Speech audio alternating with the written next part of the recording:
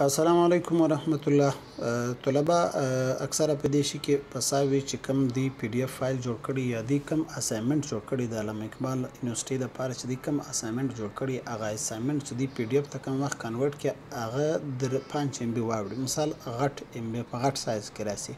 نو دغه د لپاره ډېرې طریقې دي یو څه داسې مقصد یو داسې چې هغه د اول سره پی ډی اف جوړ شوی او بیا دغه بعد بیا ته اپلوډ خیر خو دغه نور ډېرې طریقې دي د ګور د اسانه طریقه زما کوشش دی چې تاسو ته دروښم په دې کې د پلی سٹور ته تاګ لازمي دی پلی سٹور کې یو سکینر دی ډاکومنت سکینر دغه چې کوم مخامخ د سکرین شی لیکلی دی دا ته سرچ کوي یا د لیپ د خپل دغه کې ولیکه ډاک اینډ سرچ دغه چې کوم توري دی دغه ډاک اینډ سکین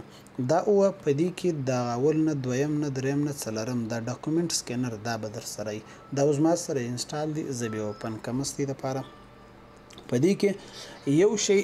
اول دا د کیمرا د پر د څنګ باندې د ګیلری تصویر دی زما په کار د کیمرا او په کیمرا کې وزه غواړم چې په دې ځای کې دلته یو څه سکینینګ وکم دا چې د اصلي فایل چې کوم سکین کوي دا د لږ په مثال په دغه کې په مثال سایز ډیر نه ورغټي دغه رنګ زموږ سره کوي یو سکینی کدو سکینی کدرې سکینی هر څو سکین چې موجود دي هغه سکین ته پکولای شي بالکل هغه د خپل مرزي باندې سیټینګ ورته وکړه د دې بعد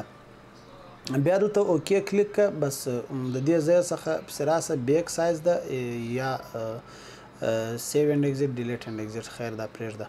دلته لږ ساعت لپاره زموږ سره یو ډاکومنټ دی موږ په دا ډاکومنټ کې شپږ سکینه کړي دي دا شپږ سکینه به زه یو هم سلیکټ کړم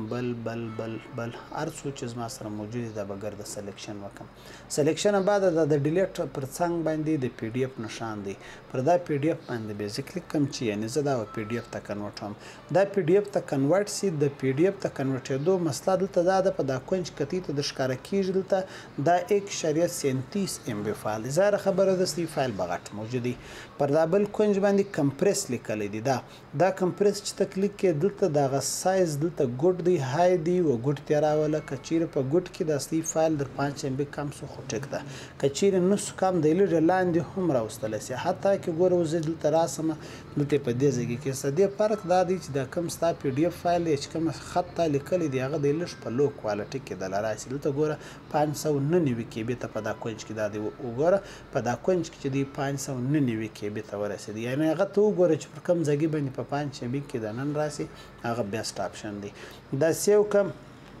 دغه بعد د لراسه سیو بټن پر او سیو کې پی ډی اف کې که تصویر فایل جوړه خیر خو زه غواړم چې دا په پی ډی اف کې انټرنل سټوریج په ډاکومنت کې زه پر دا انټرنل سټوریج ومه چې زما سره د خپل انټرنل یعنی د میموري کارت کې دی سیو سي خپل دغه ورکه چې کوم فولډر کې ته سیوي هغه فولډر یا خپل فولډر جوړه په دې ځای کې دا یوز دیس فولډر الاو دا په دا فولډر کې سیو شو دغه بعد په هغه بل ویډیو کې ما مخکې هم درته درښولی دی چې څرنګه زه د خپل اسایمنټ د علامه اقبال یونیورسيټي ته اپلوډ کړم د انډیوالو د دوستانو سره هم د سره شیر کړي او چینل سبسکرایب کړي د سره لایک یې کړي ده مهرباني